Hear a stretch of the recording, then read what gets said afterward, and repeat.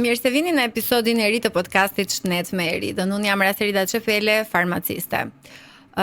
Bashk kemi kaluar shumë episode duke folur për tema të ndryshme, por sot ky episodi dedikohet pikërisht atyre që qëndrojnë shumë gjatë ulur, atyre që qëndrojnë gjatë në këmbë apo atyre që kanë pozicione pune me stres të lartë. Do të flasim pra për enët e gjakut, qarkullimin e tyre dhe kirurgjinë vaskulare. Enët e gjakut janë shumë të rëndësishme në organizmin tonë sepse janë ato që furnizojnë organet dhe indet dhe bëjnë të mundur funksionimin e mirë të organizmit. Por çfarë ndodh kur ato ngushtohen, kur bllokohen? Ka pasoja si tromboza, aneurizmat, venat varikoze dhe shumë problematika të tjera. Kur është rasti që mund t'i trajtojmë me barna dhe kur është rasti që duhet të kalojmë në kirurgji vaskulare. Për ta thelluar më shumë këtë bisedë, kam sot kënaqësinë që të kem të ftuar doktor, në një të kohë edhe profesor, Lulzim Vokrin. Ashtu siç njihet në klinikën mjekësore dhe nga pacientët, doktor Luli, mirë se erdhët në podcastin Shnet me Eridën. Faleminderit, mirë se u gjej.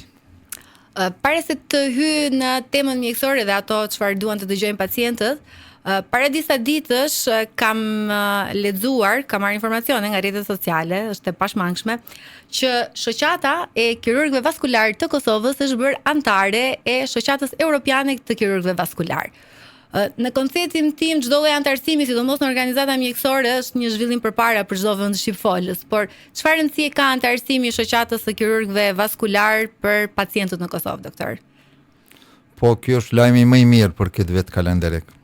Është një përparësi shumë e madhe për ne si kirurg vaskular dhe si shoqatë e kirurgëve vaskular të Kosovës, për arsye se tashti na hapet një rrugë e re, një formë më e lehtë, më e mirë dhe më e sigurt të bashkëpunimit me kolegët tonë nga Evropa dhe nga bota, ku na mundsohet përcjellja e edukimit kontinual medikal. Pastaj mundsohet shkollimi i specializantëve, i mjekëve të rinj, i specialistëve të rinj dhe i specialistëve të vjetër. Është shumë e sigurt që nëpërmes kësaj shoqate tashti gjithçka do të jetë më e lehtë për ne. Pjesëmarrja në seminare, pjesëmarrja në kongrese, në workshop ose punëtori mjekësore që kanë një rëndësi të veçantë dhe mbi të gjitha është specializimi kontinual i mjekëve të rinj. Unë ju falenderoj sepse di që këtë punë ju e keni bërë dhe si presidenti i shoqatës ose kryetari i shoqatës së kirurgëve vaskular të Kosovës dhe keni pas një meritë shumë të madhe për ta realizuar këtë dhe do doja të dija për ata që po na dëgjojnë për herë të parë si terminologji kirurgjin vaskulare dhe problematikat më të shpeshta që ajo trajton. Po, për fillim është shumë e vërtet, ka gati një vit që ju kam dërguar letrën e parë, një letër përmbledhëse që e kam punu në bashkëpunim edhe me kolegët e mi. Më kanë ndihmuar një letër shumë e mirë, 2 faqe, ku e kam prezantuar punën e kirurgjisë vaskulare prej themelimit në vitin 1970, kur është hapur Universiteti në Prishtinë për herë të parë, deri më sot, punën që e bëjmë. Pastaj më kanë kërkuar një lloj mini CV-je për secilin prej nesh, dikon ne në Kosovë jemi 21 antar të shoqatës, përfshirë edhe 2 kirurg vaskular që janë tashmë në pension. Dhe pas asaj, sigurisht ata kanë marrë mbledhjen e vet dhe më në fund para disa javë, do të thotë dikon 2 javë, ne komunikojnë lajmin shumë të gëzueshëm që jeni pranuar si antar të rregullt të shoqatës së kirurgëve vaskular dhe endovaskular të Evropës, sepse kanë ata shoqatën endovaskulare, tashmë na këtë vit kemi filluar edhe ne. Përndryshe, siç thash, kjo është lajmi më i mirë i mundshëm për neve si shoqat. Natyrisht meritat i kanë të gjithë kolegët, por kjo është edhe rezultati një pune prej vitit 1970 deri këtu, sepse ata kur e shohin në CV tona që edhe ne kemi bërë shkollë atje, kemi punë të mirë dhe e kam faktu punën që e bëjmë deri më tash, sidomos me kirurgji të hapur, ne jemi shumë të mirë. Atëherë ata me kënaqësinë më të madhe presidenti i tyre vendos që më na pranu si antar të rregullt të shoqatës së kirurgëve vaskular dhe endovaskular të Evropës. Kirurgjia vaskulare në vetvete për ata që na dëgjojnë për herën e parë, çfarë duhet të dinë dhe çfarë janë problematikat më zakonshme? Kirurgjia vaskulare në vete studion, mjekon të gjitha sëmundjet e arterjeve, të gjitha sëmundjet e venave dhe të sistemit limfatik. Po ashtu në bashkëpunim me gjitha lëmit tjera mjekësore dhe ato kirurgjike merr pjesë në mjekimin e të gjitha sëmundjeve tjera. Për shembull, kur ju shpjegoj studentave, po e zom një ginekolog i joni ka një tumor te një grua i cili ka avancu dhe tumori ka infiltru vazat e gjakut, domthonjë ka infiltru venën iliake eksterne ose venën iliake komune në bark dhe arterien. Dhe është shumë e logjikshme që një ginekolog, edhe pse ai është ginekologu më i mirë i mundshëm që e kemi ne në Kosovë, por ka me kërku mendimin ton si kirurg vaskular, me që tumori ka përfshi enë të gjakut, që punën ta bëjmë të përbashkët. Sepse gjithmonë puna ekipore është më e mira dhe sjell rezultate më të mira. Po ashtu për shembull edhe një otolaringolog kur tumori infiltron enë të gjakut, arterien karotide, te tumori i fytit ose i laringut, ka me kërku mendimin ton neurokirurgu, kirurgu i barkut e kështu me radhë. Me një fjalë, me që enë gjakut sipas shkencës ka dikun deri në 10.000 kilometra. Do të thotë nëse enet e gjakut, gjitha arteriet, venat i marrim dhe i radhisim, ato bëjnë dikon 10.000 kilometra. Do të thotë, përveç që i studion kirurgjia vaskulare gjitha ato dhe i mjekon në bashkëpunim, sepse çdo organ ushqehet me enë gjaku, edhe syri, edhe hunda, edhe mëlçia, edhe vetë zemra ushqehet me gjak, edhe truri, atëherë në bashkëpunim me specialistët e lëmive përkatëse, kirurgu vaskular merr pjesë në mjekimin e të gjitha sëmundjeve që sot i njeh shkenca deri më sot.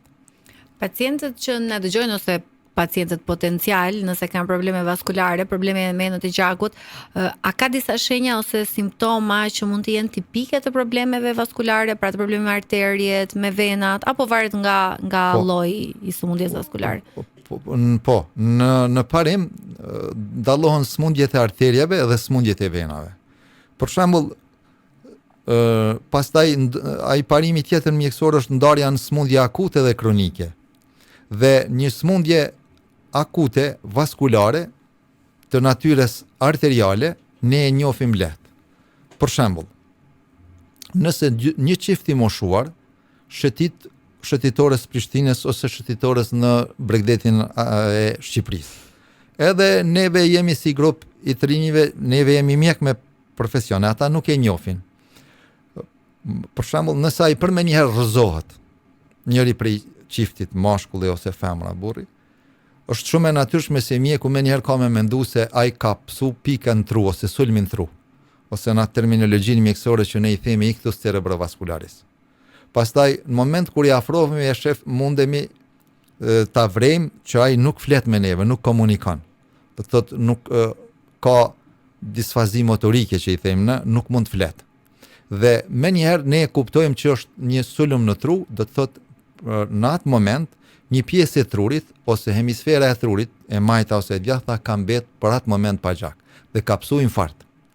Ose na ka rastis për shembull të shohim një pacient që thot nuk e di çka kam, po për më njëherë i thot miku duke shëtitur shëtitores Prishtinës, kam dhembje të forta në gjaks.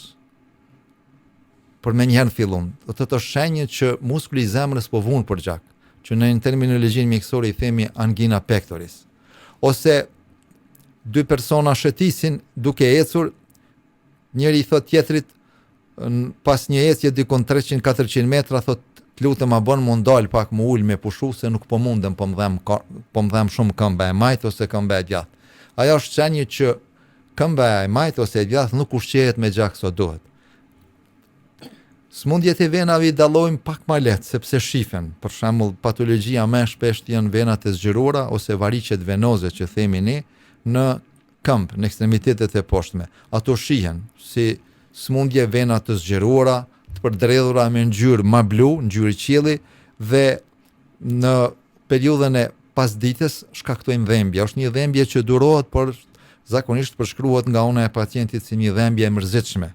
Pastaj te gjinia femërore, dhembjet e tilla intensifikohen kur vjen periudha e ciklit menstrual. Fillojnë menstruacionet, atëherë aja intensifikohet. Pra ka dallim të rëndesës së sëmundjeve ose mënyrës se si shfaqen sëmundjet vaskulare te gjinia, pra midis burrave dhe grave, ka dallim. Po, varësisht prej sëmundjes ka dallime. Varicet venoze kanë dhembje më të shpeshta dhe më të mëdha te gjinia femërore, sidomos në periudhën kur fillon cikli menstrual, krahasuar me gjininë mashkullore.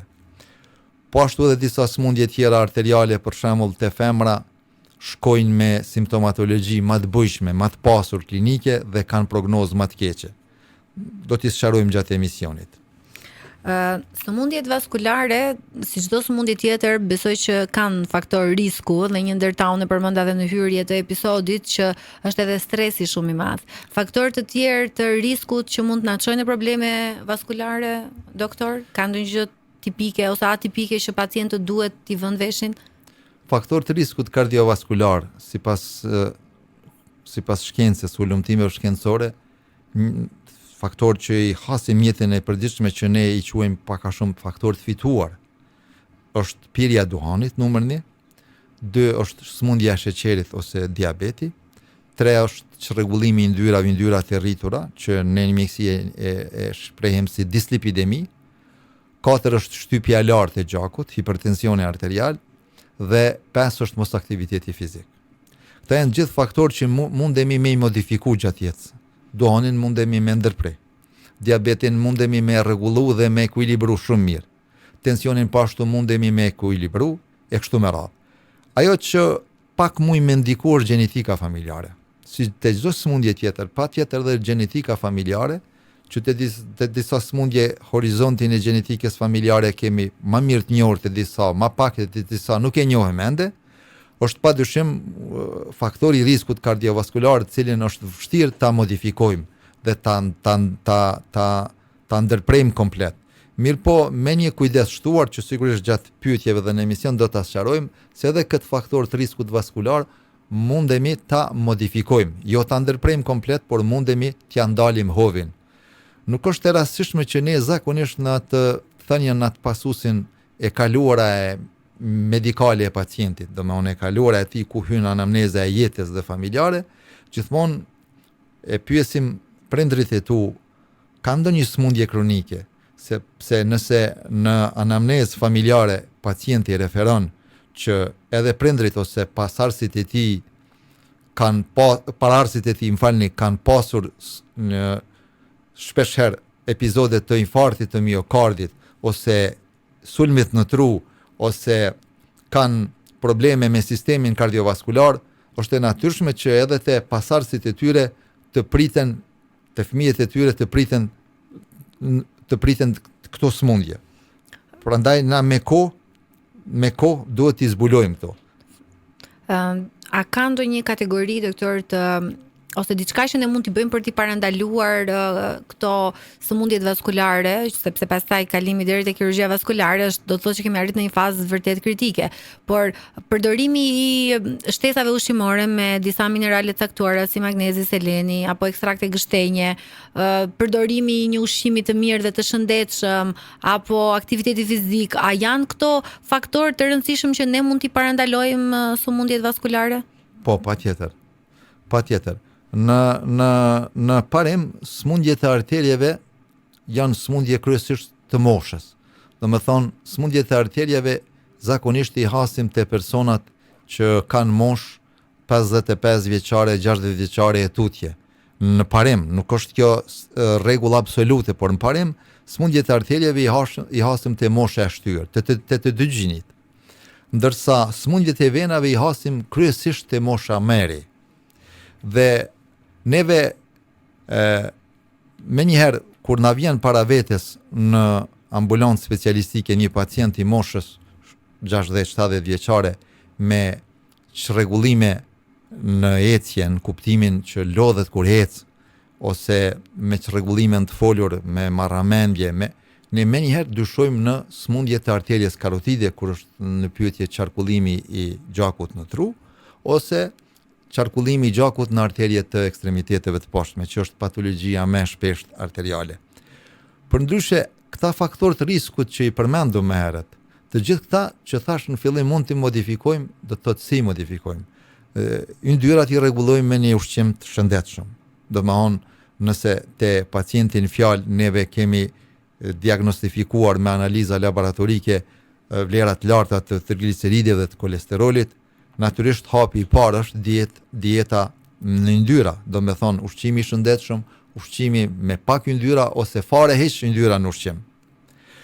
Nëse pacienti ka sheqer, diabet, hapi i parë para medikamenteve është ushqimi i rregullt, ushqimi me pak sheqerna, do të thotë me pak brumra, sa më pak karbohidrate, me pak yndyrra, dhe me proteinat të esenciale, të cilat janë domosdoshme për rindërtimin dhe funksionalizimin e trupit njeriu.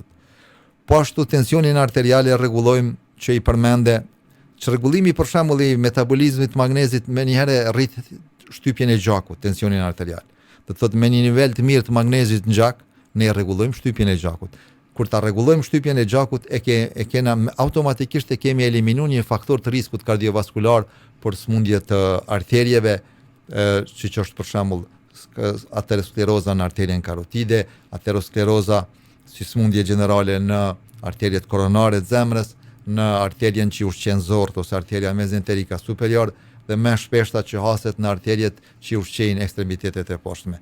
Me një fjalë, nëse ne jemi të kujdesshëm dhe i u përmbahemi këshillave të mjekut familjar, fillimisht, pastaj edhe të mjekut përkatës ose të mjekut ordinues, që e quajmë ne në gjuhën mjekësore, atëherë smundja kalon shumë lehtë, shumë mirë dhe arrim që smundjen ta kemi të menaxhuar ose të mjekuar mirë. Dhe disa prej tyre edhe t'i shërojmë, sepse fjala mjekim dhe shërim ka dallim. Po, do ndërlidhem tek mjekimi, dhe mjekimi mund të jetë edhe i përjetshëm, shërimi mund të jetë edhe i përkohshëm, edhe mund të rikthehen gjërat. Kirurgjia vaskulare ose të bërit e një ndërhyrje kirurgjikale vaskulare dhe mjekimi me medikamente. Kur është ajo që e ndan njërën nga tjetra, në cilën pikë mund të trajtohet me barna pacienti, a janë këto të përjetshme, apo çfarë duhet të dinë pacientët që të mos tremben që po flasim vetëm për kirurgji vaskulare? Kur e thash në fillim, të gjitha smundjet mjekësi ndahen në dy grupe të madhe, smundje akute ose përmenjëhershme dhe smundje kronike ose të ngadalshme. Te smundjet kronike pothuajse gjithmonë mjekimi fillon me barna ose mjekim konservativ që e themi në mjekësi. Fillon me barna, me dietë, me ushqim, pastaj nëse barnat nuk e japin rezultatin e vet, atëherë kalojmë mjekimin kirurgjik. Pastaj ai mjekimi kirurgjik mund të jetë kirurgjik i hapur ose kirurgji e hapur, dhe mund të jetë kirurgji e mbyllur ose kirurgji endovaskulare, që ne këtë vit kemi bërë hapat e parë. Te smundjet akute,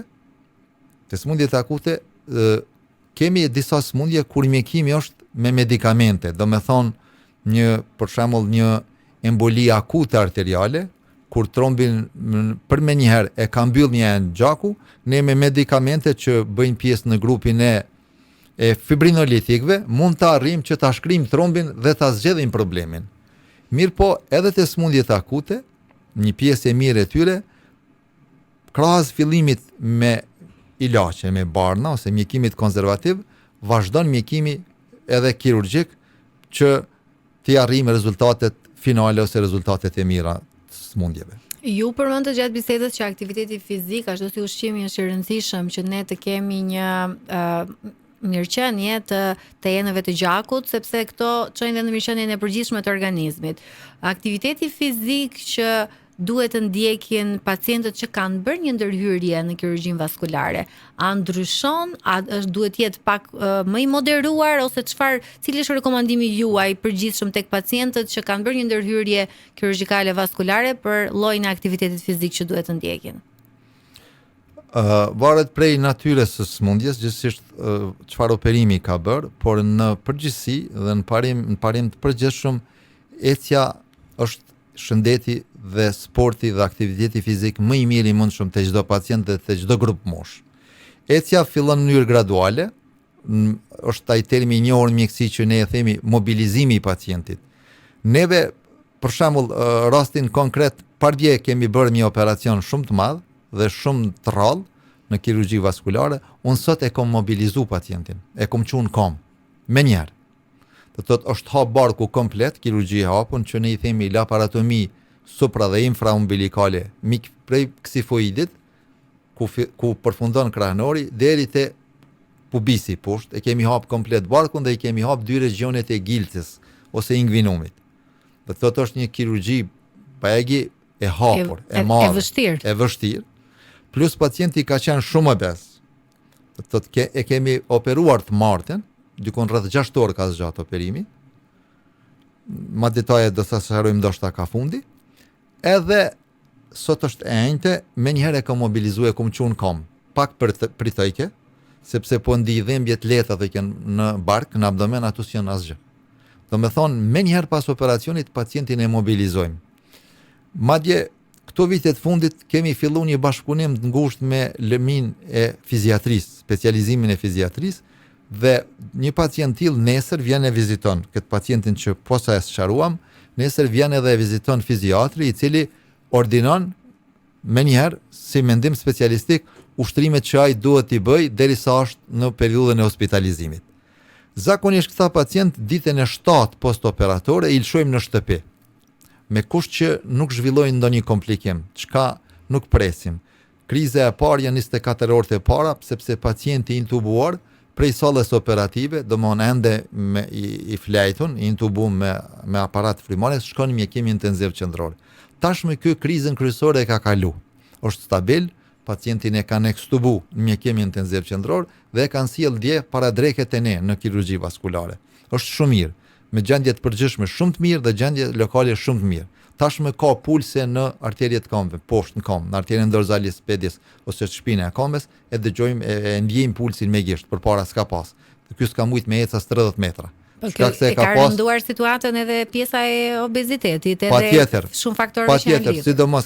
Sidomos kjo obeziteti ne ka rëndu punën, me që tash fillum me sqaru si rast, po shkojmë deri në fund. Ky ka qenë shumë karakteristik dhe shumë i rrallë. Unë kam lexuar, por në jetën time, përvojës që 30 vjet e 7 muaj kam përvojë si mjek, në jetën time as këtu në Kosovë e as në gjatë shkollimit tim jashtë 10 vjeçar që e kam bërë atje, unë nuk kam pa që aorta abdominale zakonisht është nënën e majtë të trupit njeriut. Këtë rast kishte qenë nënën e djathtë. Dhe vena cava inferior ose vena kryesore e trupit është nënën e djathtë, të ky ishte qenë nënën e majtë. Dhe kjo na pengoi ke shumë punë, sepse lëndimi i venës cava inferior, intraoperativ, shoqërohet me gjakderdhje masive, abundante i thojmë ne, dhe është problem me kontrollu pastaj situatën, derisa të aktivizojmë në selseverin, ose të marrim dozat gjakut nga transfuzioni, nga njëherë bëhet shumë vonë. Kështu që edhe ndarja në venat renale që e marrin gjakun prej veshkave, ishte më poshtë se zakonisht. Me një fjalë, ky kishte me një anomali të enëve të mëdha të gjakut, dhe intraoperativ na ka pengu shumë. Ishte preparimi, ndarja me arrit deri te aorta ku lindin arterjet renale për dy veshkat, se aty fillon pastaj puna kryesore që aorta ose ena kryesore e gjakut klemohet, mbyllet përkohësisht, sepse nuk mund të punojnë derisa ta zgjedhin problemin. Dhe atë mbyllje që e ka pas para se mundo, ne kemi zëvendësuar me një gyp artificial të enës gjakut, me një protezë vaskulare që i thojmë, në formë të pantolonave, do të thotë prej aortës se kemi marrë gjakun pjesë shnosh, me njëherë në vendin ku lindin arterjet renale dhe kemi pru në 2 arterjet kryesore të këmbës. Plus, me që ishte shumë obez, ishte thellësia shumë e madhe, vjami i tij preperitonal dhe retroperitonal nuk na lejoi që preparimi ishte shumë i vështirë, shumë i ngadalshëm. Prandaj kjo është edhe një arsye që operacioni zgjati më shumë se zakonisht ky zgjat 3 orë maksimum, te ne gati 6, dhe ajo që është më e rëndësishme është që rezultatet përfundimtare mund ta konsiderojmë një rast suksesi. Ishte jashtëzakonisht rezultat suksesi shumë i mirë. Për dëgjuesit që janë të shqetësuar për venat varikoze, cili është trajtimi i duhur dhe a është mit apo është i vërtet që çorapet ngushtuese të venave bëjnë punën e tyre dhe funksionojnë? Tashti venat te trupi i njeriu ekzistojnë 2 sisteme venoze që e kthejnë gjakun në zemër. Me që smundjet më të shpeshta hasen në ekstremitetet e poshtme, ne po ndalemi në venat e zgjuara në ekstremitetet e poshtme. Sistemi qarkullues venoz sipërfaqësor dhe i thellë e mundsojnë kthimin e gjakut në trupin e njeriu. Dikon 90% sistemit gjithëmbarshëm qarkullues e kthejnë venat e thella, ndërsa vetëm sasinë prej 10% e kthejnë venat sipërfaqësore, këto që i shohim me sy. Tashti më shpeshti venat e zgjuara i takojnë sistemit të venës safena magna ose vena e madhe, e cila fillon nga shpina e këmbës dhe përfundon në gilz, në venën e thellë. Dhe kjo është venë e gjatë, për sa quhet vena safena magna në gjuhën latine, dhe territorit saj tash i takojnë më shumë të venat e zgjuara. tashmë venat e zgjuarura në gjuhën popullore njihen si vena që i shohim me sy, e që ne i thojmë variqe venoze. Tash përveç variqe venoze, i njëjti pacient mund të ketë vena në formë rrjete që quhen vene reticulares dhe mund të ketë kapilar të shumë që quhen teleangiektazie. Do me thonë, një pacient mundet me i pas të gjitha këto lloje të formave mund t'i shohim me sy. Dhe i shohim me sy. Po. Nuk na duhet ndonjë diagnostik se sa më e madhe se sa mjekësia e Hipokratit para erës sonë. Do të thotë me i pa, me i prek, edhe diagnoza është 99.9% e sigurt. Dhe në këto raste, gjithmonë mjekimi, çush e thamë edhe të shumë sëmundje tjera, fillon me konservativ, do me thonë me barna, dhe në këtë rast me çorapet medikale kompresive kanë një rol pa diskutueshëm. Roli i tyre është shumë i madh në mjekimin e variqe venoze. Sidomos nëse kemi variqe venoze, po kemi edhe vena retikulare, po kemi edhe kapilar, por trungu kryesor i venës safena magna është i ruajtur.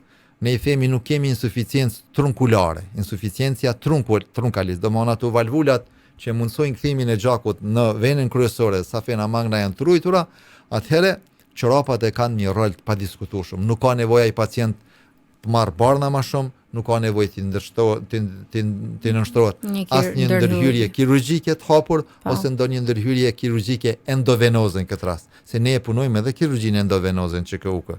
Doktor, një pacient që është duke na dëgjuar tani dhe ka probleme me venat, a mund të i drejtohet një barnatore dhe të zgjedhë një çorape apo duhet patjetër të vi tek mjeku kirurg vaskular që të marri opinionin e mjekut, sepse ka një dallim te çorapet kompresuese në barnatore, ka nën gjuhë, ka mbi gjuhë dhe është ajo dilema e pacientit, a ti përdor dhe ti mbaj natën apo jo.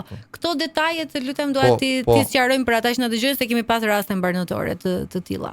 Padyshim mjeku në barnatore nuk guxon t'ia jap pacientit çorapat me rekomandim të mjekut familjar ose ndonjë mjeku tjetër përveç kirurgut vaskular. Është lëmi specialistike, është lëmi e ngushtë. Pse? Mjeku specialist vaskular e përcakton llojin e çorapave medikale kompresive. Do të thotë ato që thatë nën gjuhë mbi gjuhë. E përcakton shkallën e kompresionit. Ato kanë një kompresion ndërkombëtar që është protokoll ndërkombëtar që është e notuar me shkurtesat CCL nish deri CCL 5. Do të thotë rritet numri, rritet kompresioni. Pra rritet ngushtimi, kompresioni që e bën. Ajo fabrikisht është e dizajnuar asisoj. Është elastike, por ka dallime. Po bën kompresion, kompresioni më i madh është në nivel të kaviljes, zogut komës. Po.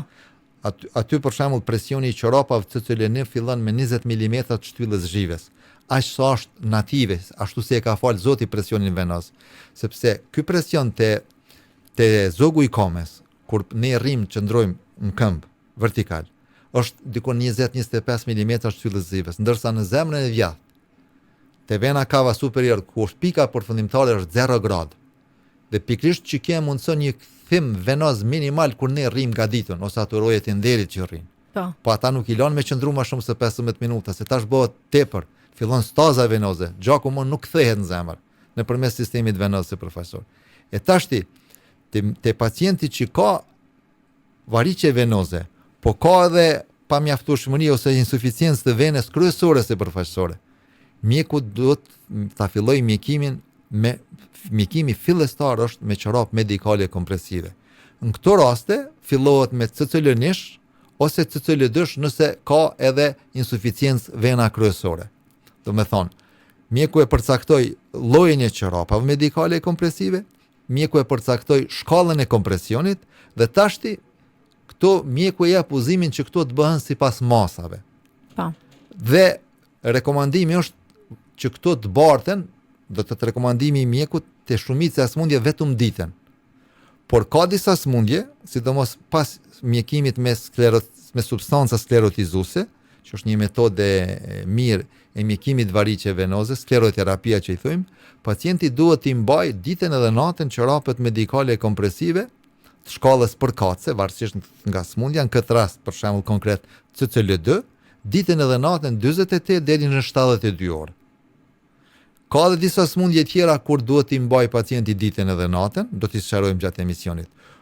Pastaj pacienti jep rekomandimin, varësisht prej smundjes, pacientja mundet gjatë ditës ti largoj ato çorapët.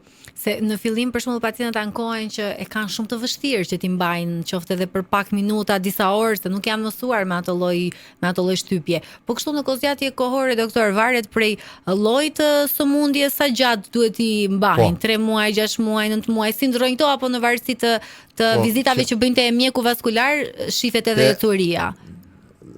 Te tromboza e venave të thella, tash deep vein thrombosis.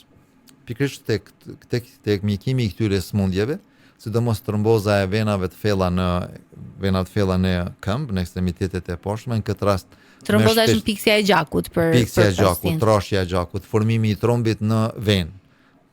Ne gjithmonë tentojmë dhe synimi ynë është kryesor ta gjejmë origjinën pse ka ardhur deri te tromboza dhe ta bëjmë lokalizimin e saktë, sepse varet pastaj mjekimi, a është mjekim ambulantor apo është mjekim hospitalor, duhet me shtri pacientin. Tashti në periudhën e mjekimit hospitalor dhe post hospitalor sidomos, te tromboza e venave të thella çorapët medikale kompresive mbahen zakonisht minimum 3 muaj deri në 6 muaj. Ka raste kur mbahen edhe më gjatë.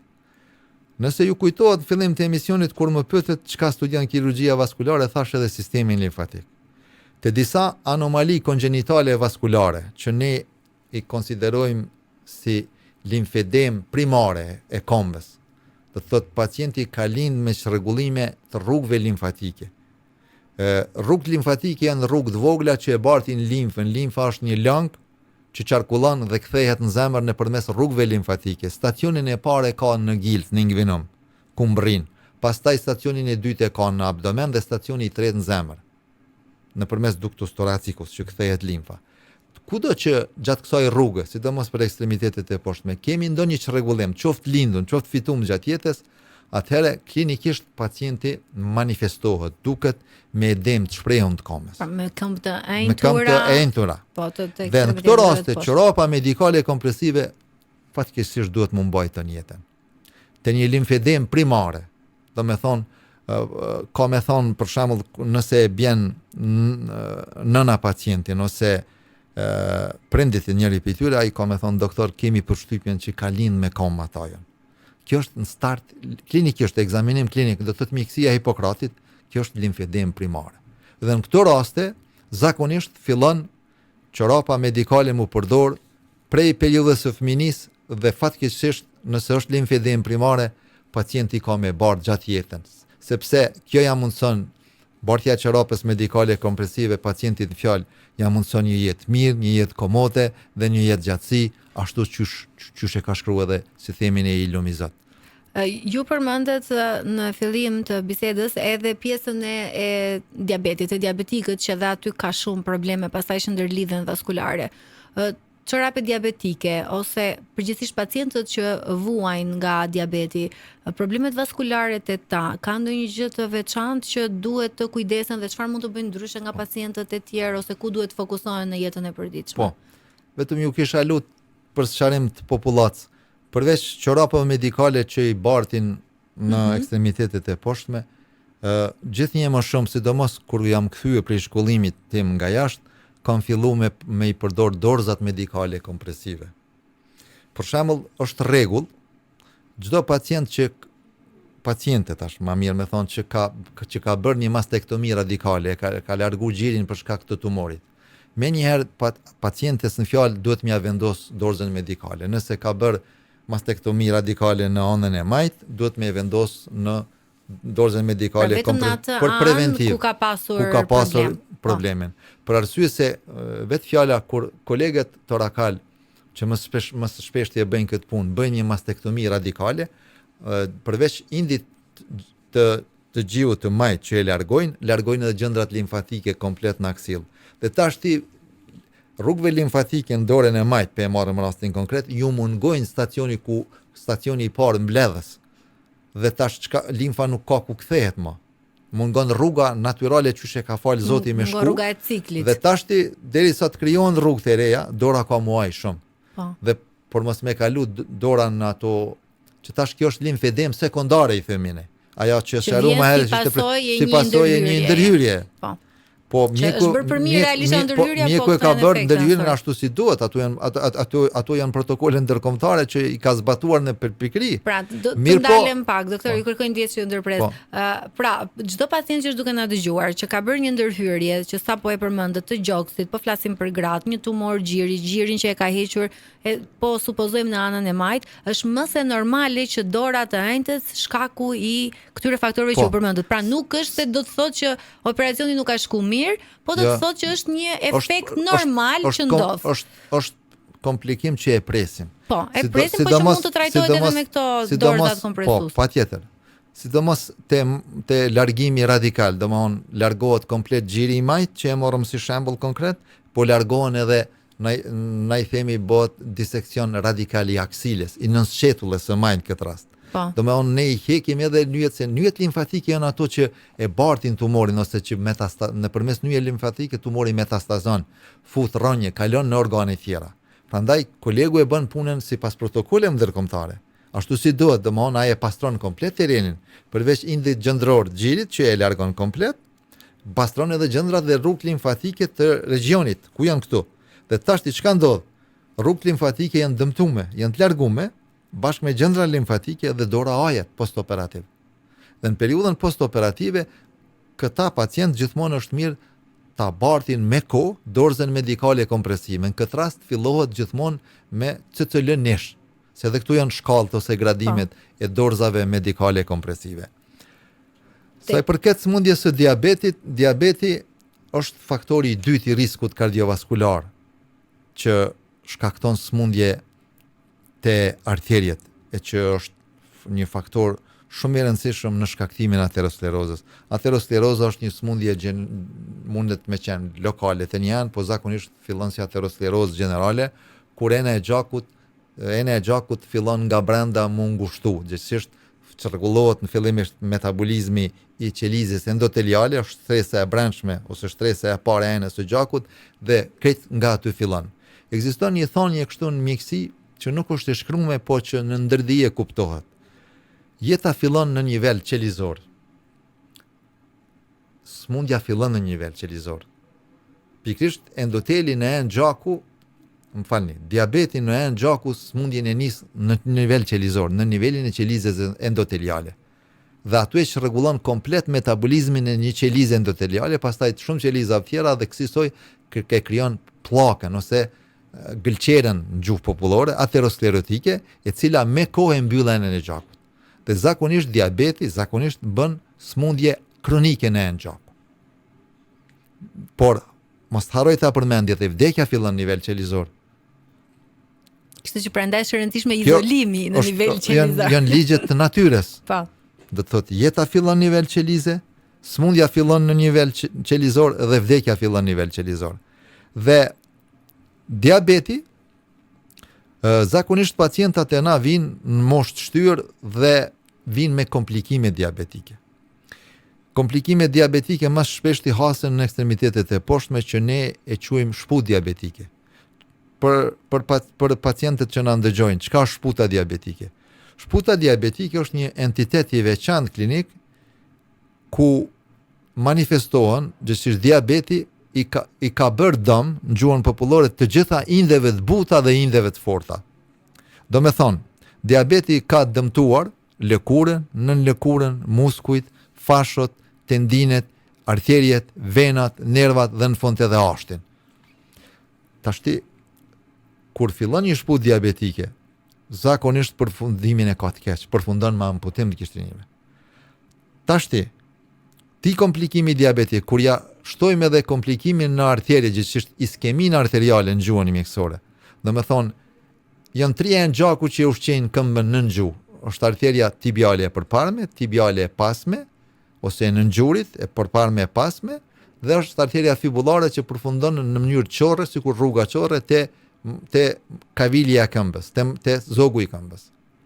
Tash, arterja tibiale e përparme bën një hark anastomoz me arterjen e pasme tibiale dhe prej aty ndahen nga 2 arterje për secilin gisht.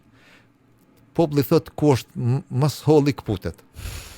Pikrisht këtu edhe i sulmon më shumë të sheqerit. Pse do të thotë në terminologjinë mjekësore i ka vende predileksionuese. Këto i ka masqefi. Arterjet e nëngjurit të këmbës, arterjet që ushqejnë sylin me gjak, arterja centralis retine dhe arterjet e vogla që ushqejnë parenkimin e veshkave. Prandaj në stadet e fundit, komplikimet e smundjes së sheqerit, gjithsesi një diabet jo mirë i kontrolluar dhe jo mirë e ekuilibruar, tlen pa gishta dhe pa kom, sepse mbyllen në gjakut dhe bëhet infarkti, gangrena, qoftë e thatë, qoftë e njom, kur është gangrena humide e njom, kur ka edhe infekcion, të më honë tlen pa kom, që në dializ ose hemodializ, e cila fatkeqësisht e është e përjetshme sepse ende mungon transplantimi i veshkës si organ dhe ta çrregullon të pamurit deri te verbimi i plot. Këta pacient kur vinë te na, të gjithë vinë në stadin se unë e pyes të pamurit a është zvoglu, thot po doktor, shumë mu ka dobësu të pamurit. Secili prej tyre ka vlera të kreatininit rreth 200-300. Zakonisht në mënyrë akute kur më rrinte na vlerat 500 mikromol për litër të kreatinit, ne e fusim në hemodializë urgjente.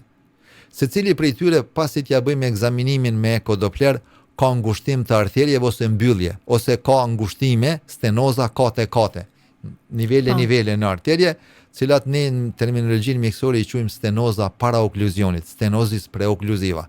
Dhe këto zakonisht përfundojnë keq sepse gishtat, do të thotë periferia edhe ashtu në kushte normale ushqehet ma pak me gjak, edhe presioni i gjakut është më i vogël krahasuar me presionin dorë, presioni në këmbë është më i vogël, dikon për 10 mm shtyllës zhivës.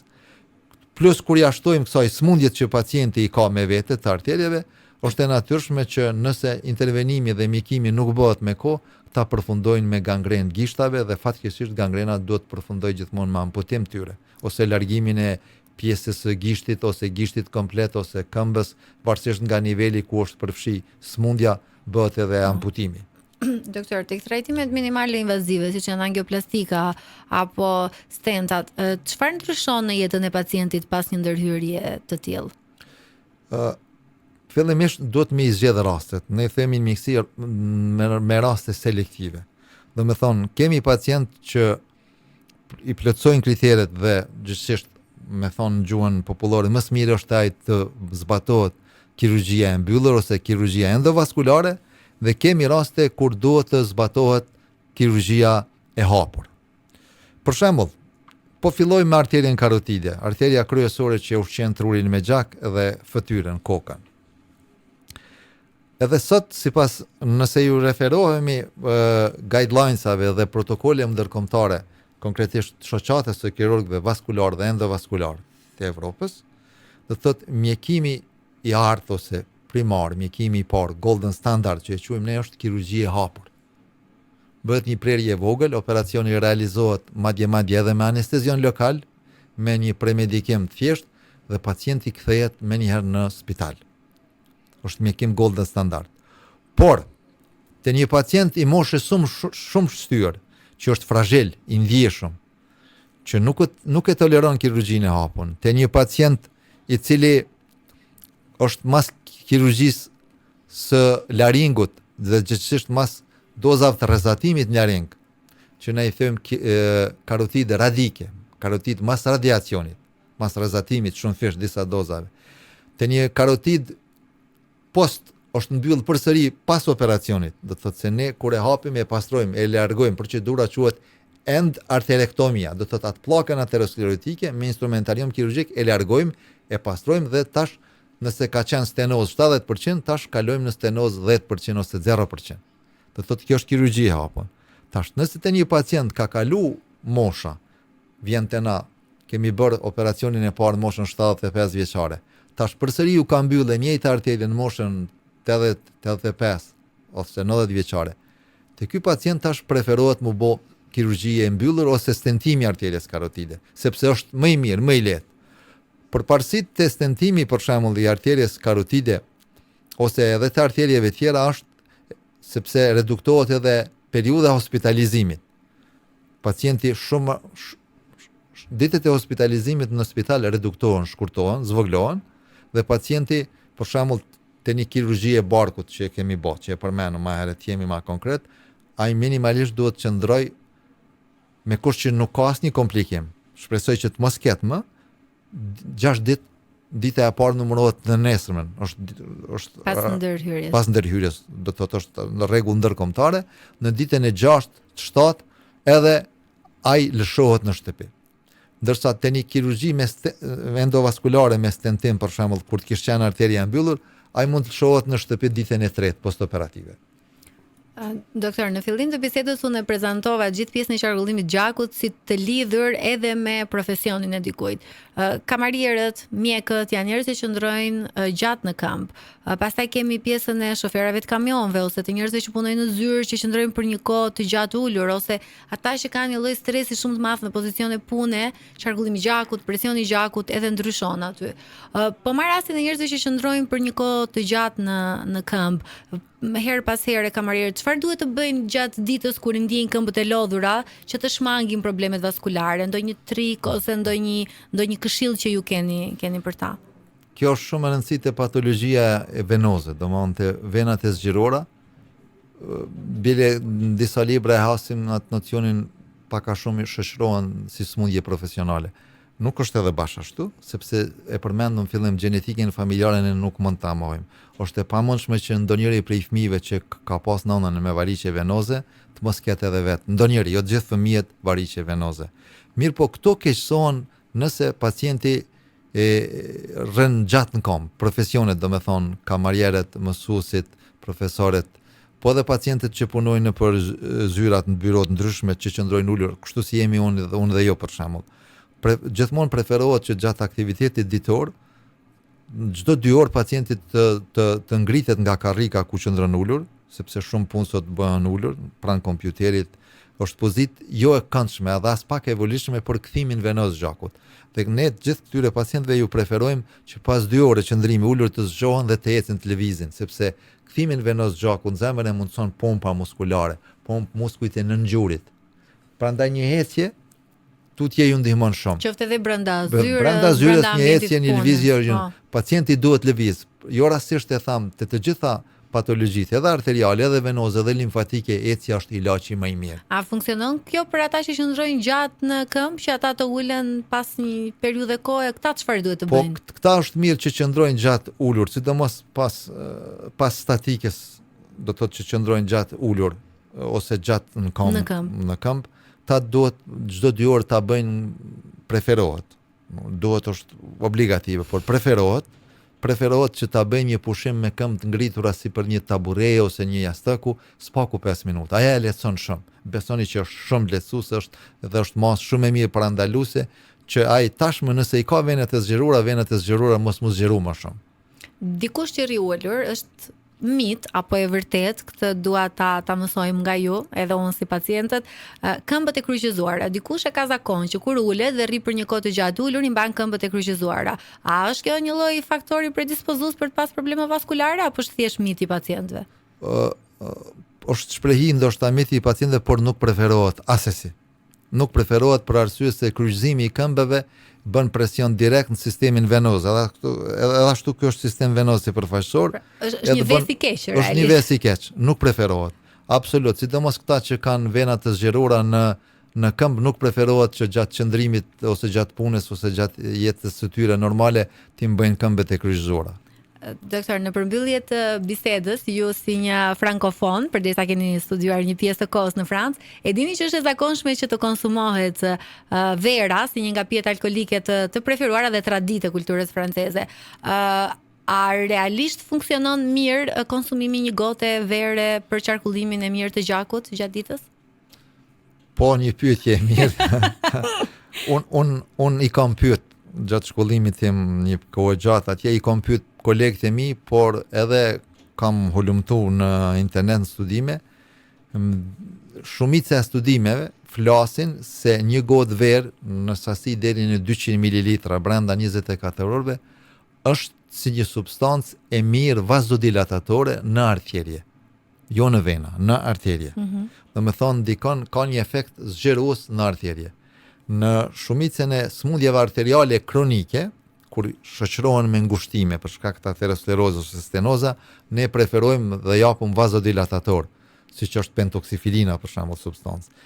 Të gjitha këto smundje, një gotë verë bën mirë. brenda 24 orëve. Një gotë mendova në sasinë maksimale deri vere kuqe.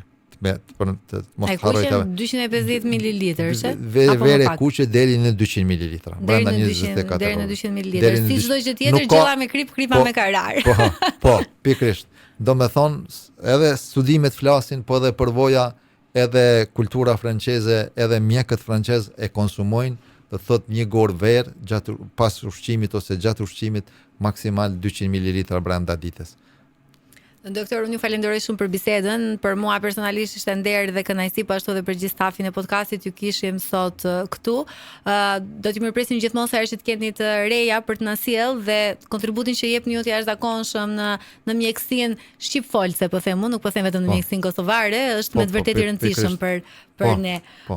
Në përmbyllje të këtij episodi, unë ju falenderoj që na ndiqni. Ju mos harroni ta bëni subscribe në kanalin tonë në YouTube Shnet me Eridën, po ashtu në të gjitha rrjetet sociale, në Instagram dhe në Facebook. Paçi shëndet.